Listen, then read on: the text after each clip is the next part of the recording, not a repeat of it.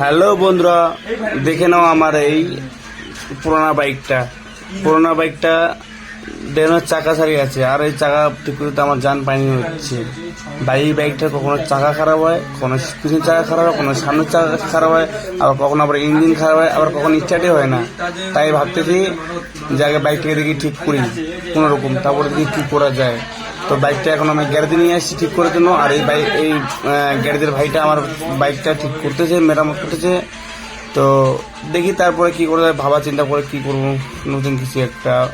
তো আপাতত চাকাটা ঠিক করে গিয়ে তারপর দেখি তো কিছু করা যায় বাইকের সম্বন্ধে, দেখে নাও। এখন আমি মন্দিরের পাশে আসছি বাইকটায় কিছু নতুন কিছু দর্শন করার জন্য। তো দেখো নাও, এখন পুরোহিত পূজা করতেছে বাইকটা। আর পূজাটা হয়ে যাক, তারপর তোমার কিছু শোনাবো।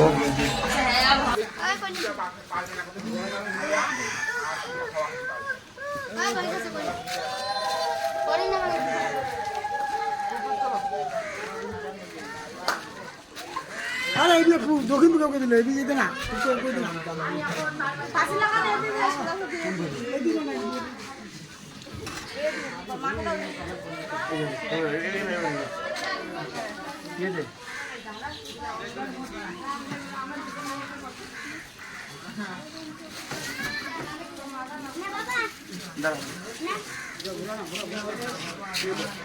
তুই তো কেন